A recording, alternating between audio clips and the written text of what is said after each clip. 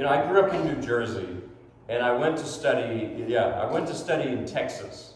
I went to study with a wonderful Russian piano teacher who ended up, was there, teaching there. And it was culture shock being in Texas.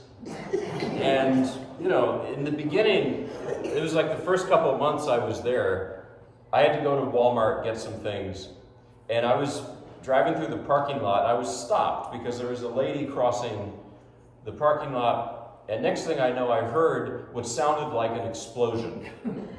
And I looked, and there was a giant truck backing out into my car. It was destroying my passenger door. It was a tree surgeon's truck. And I bolted out of the car, and actually the guy driving, the comedian Larry, the cable guy? Yeah. Well, he looked like that, and he talked like that. So I said, what are you thinking? Were you even looking where you were going? And he said, sir, I wasn't even looking out the rear view mirror. I apologize. He said, boss ain't going to be happy with me.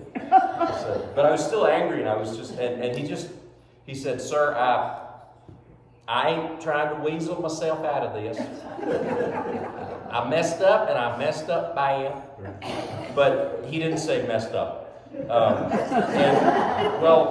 The boss came, and the boss looked like, he was wearing a Stetson hat, a cowboy, like a 10-gallon hat, and cowboy boots.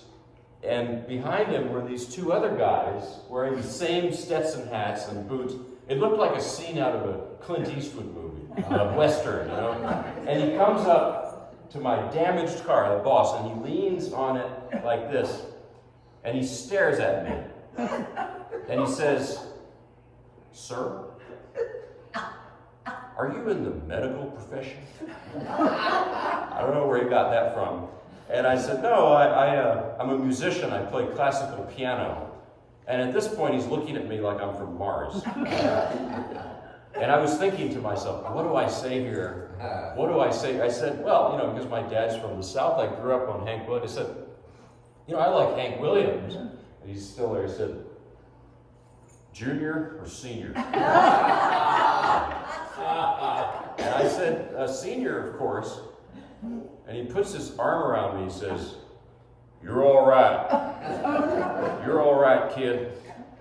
And he says to the Larry the Cable guy, he says, I want you to go into Walmart there, get this fella a little present for his sufferings today.